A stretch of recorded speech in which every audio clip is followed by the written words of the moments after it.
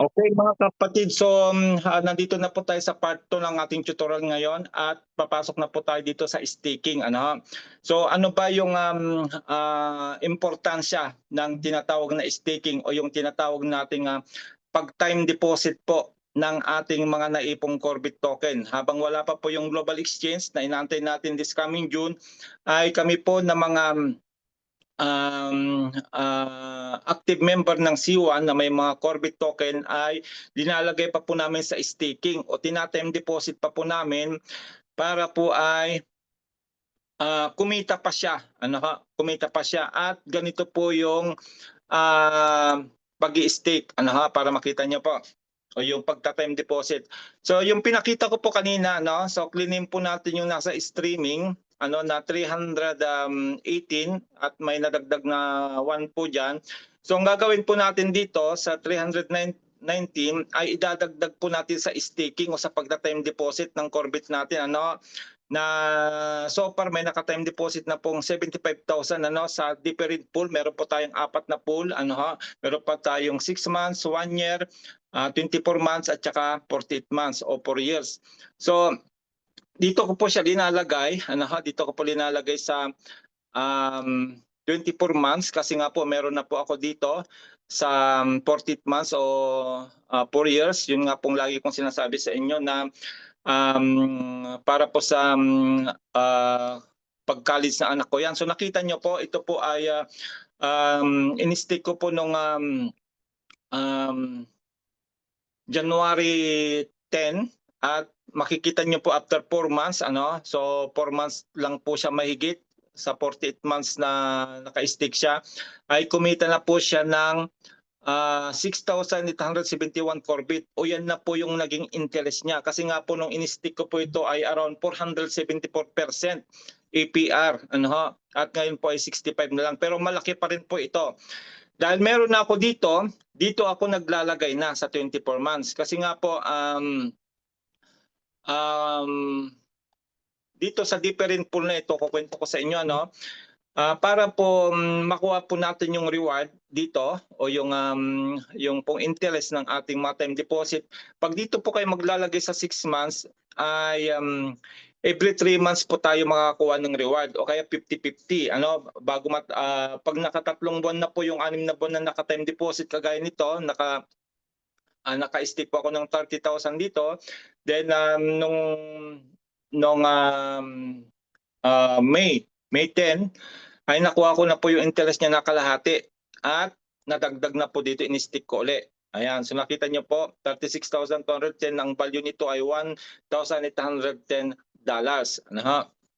So every 3 months makakakuha tayo dito ng reward. Pagdating naman sa 12 months, dito po ay nakalock po yan ng 12 months, of course 1 year. Pero after 6 months po ay pwede na po nating makuha yung reward. Makakakuha na po tayo ng reward. So ganun din po dito sa 24 months o sa 2 years. Every 6 months makukuha tayo ng reward. Pero pagdating sa 48 months, bago tayo makakuha ng reward dito ay after 1 year. So yearly pong pagbibigay nito. Kung kaya medyo mahaba-haba ito ang sticking period. Pero tignan nyo naman po yung APR o yung annual percentage rate o yung interest. 65% kumpara sa 59.40%. Sa 1 year, 35.03% lang. Tapos sa 6 months ay 11.55. So kaya marami naglalagay dito sa 24 months at saka dito sa 48 months. So yung pong ating nakuhang streaming kanina na 318 o 319 ay i-deposit uli natin dito. Yan. Dito po natin uli stake. So 319 kasi hindi natin sinasama yung butal.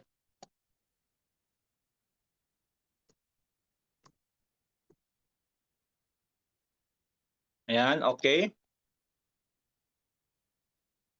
Then antayin lang po natin matapos yung network fee o yung gas fee. Yan po yung gas fee. Napakaliit po ng gas fee natin, 4 na zero Dito na po yata yung pinakamaliit na gas fee na nakita ko sa pag-transact ng crypto Then click deposit.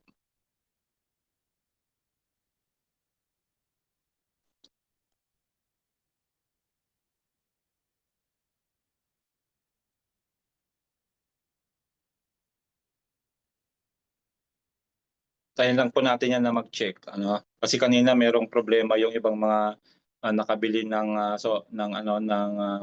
Ultra kasi hindi nila ma-stick. Ayan, so nakita niyo po.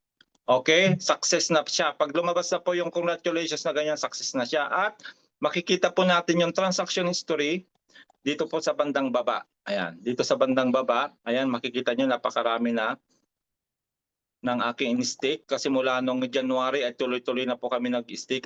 April 10 pala nung nag-streaming na, tuloy-tuloy kami nag-stake. So, yung ating in-stake ay nandito na po sa page 4. Ayan, page 4. Ayan na siya. Kita nyo? Nandito na siya.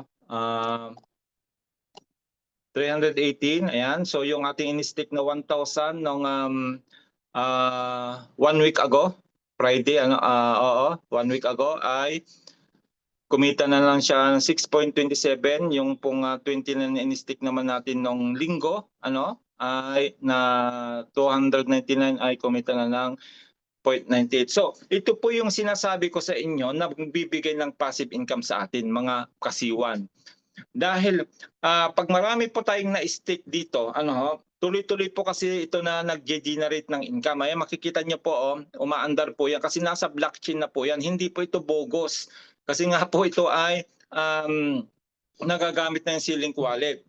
At bibigyan ko kayo ng tip kasi marami po kasi sa atin na kakaunti lang po yung daily nila, di ba? Yung mga hindi sumabay sa amin kasi dahil sa kulang sa paniniwala, hindi naniniwala sa mangyayari.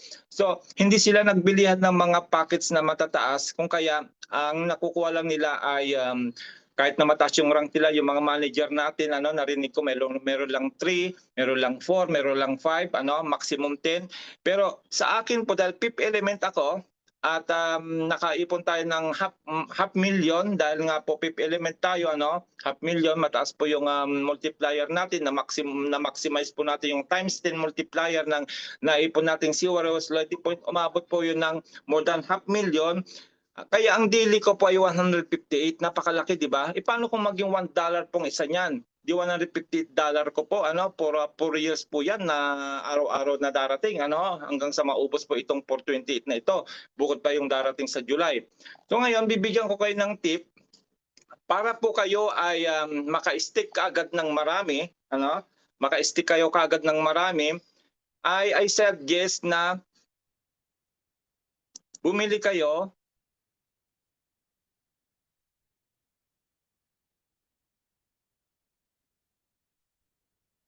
bumili kayo ng Ultra Shockwave Promotion. Ito mga kapatid, itong Ultra Shockwave Promotion, meron na lang po tayo natitirang 3 araw, itong promotion na ito para mabili natin, ito po ay may dalawang klase po siya, may dalawang klase po siya, isang light tsaka isang pro, Ayan, ito po siya. Ultra Shockwave. Ayan, ito po yung pagpipilian ninyo, light at saka pro. Ayan, light at saka pro.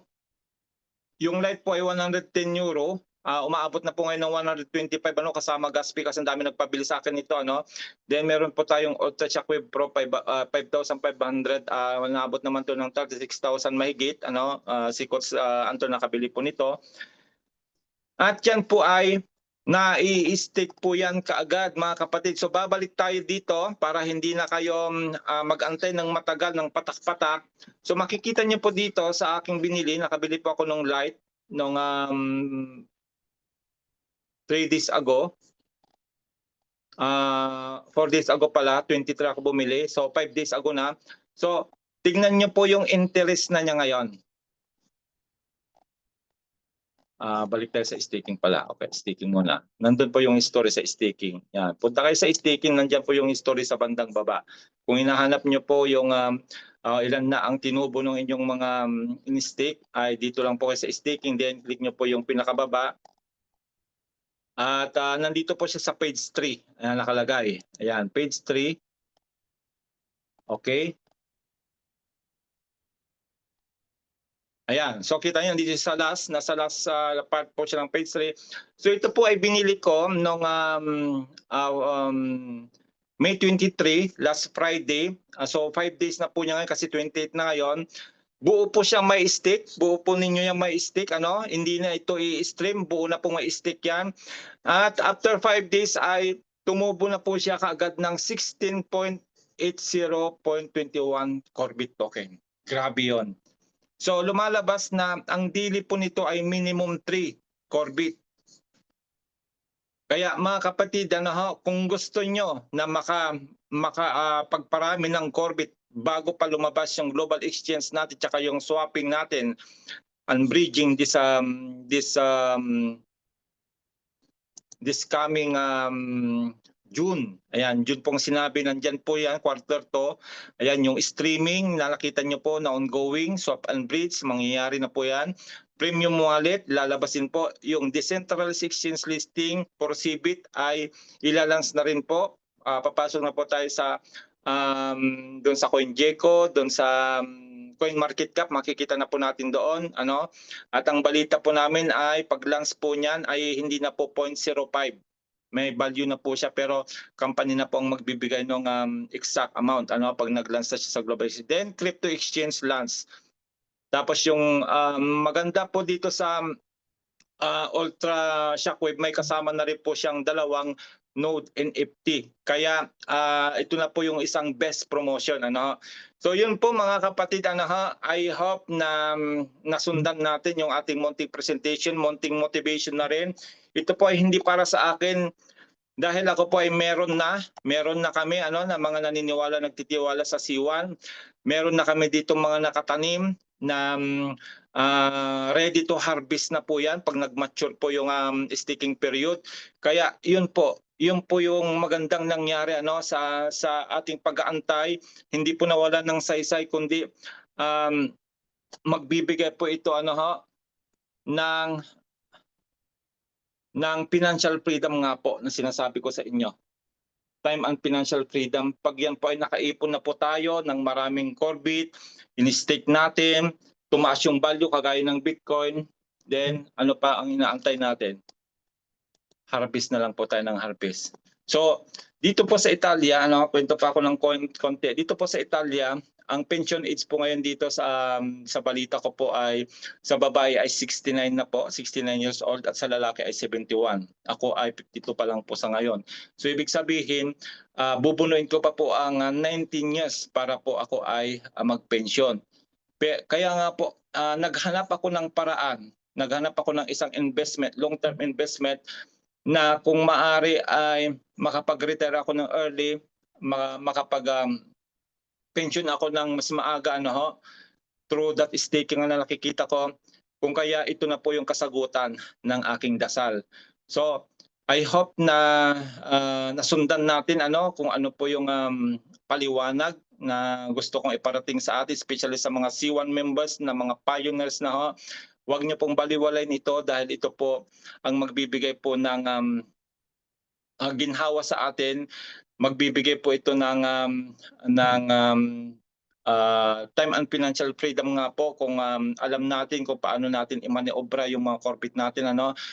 Huwag mo lang ubos-ubos biyaya, staking muna, no? Tapos gamitin lang natin yung kinakailangan, huwag nating ubusin. So yun po, salamat sa lahat ng mga ating mga taga-subaybay, ano, sa ating pong YouTube channel, C1 Team Europe International, ano. Hanapin nyo lang po yan, mag-subscribe na rin po kayo para hindi po kayo mapag-iwanan sa mga latest updates na mula po sa company.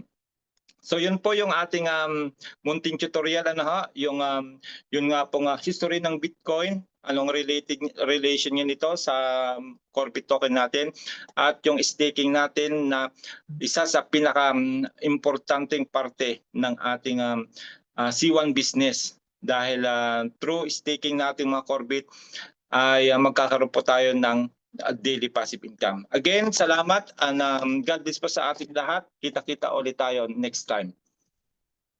Bye-bye po.